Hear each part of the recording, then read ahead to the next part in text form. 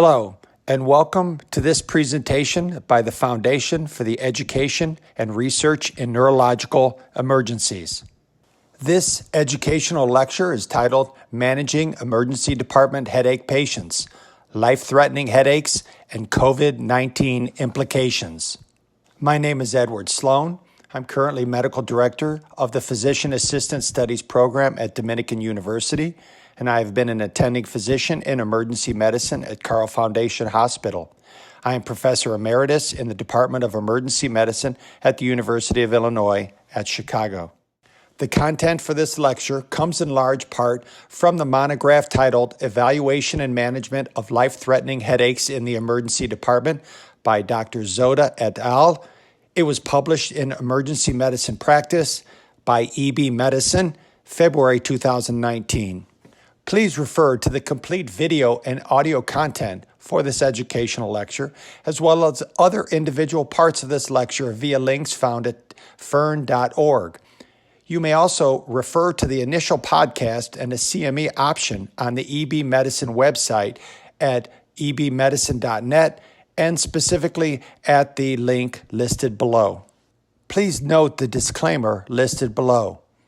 In general, this information is intended to augment and not replace the clinical judgment that guides the management of any individual patient. The next important secondary headache cause that could be a life threat is idiopathic intracranial hypertension. This can occur in women of childbearing age, especially if there's been a sudden discontinuation in steroid use. A common story is that a young female has been on steroids, they stop them because of the side effects, and then they develop headache as a result. With IIH, you can have symptoms that change with change in position of the head. The patients may complain of pulsatile tinnitus. Patients may have a cranial sixth nerve palsy. And they may have horizontal binocular diplopia. That is, double vision induced with some type of lateral gaze where the images are next to each other on the horizontal plane. And IIH utilizes the modified Dandy criteria for the diagnosis. What's the treatment of idiopathic intracranial hypertension?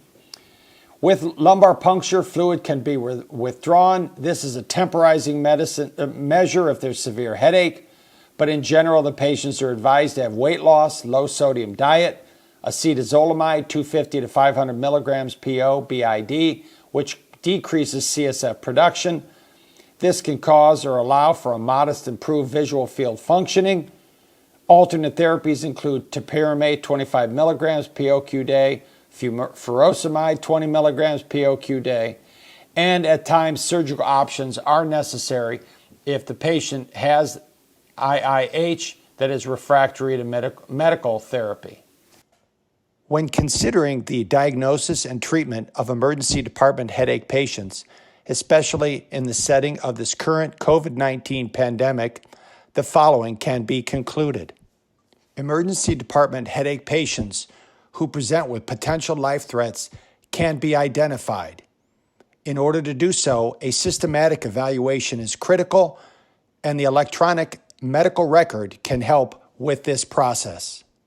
Most importantly, subarachnoid hemorrhage can be excluded in patients who present with sudden severe headache, given our current diagnostic capabilities.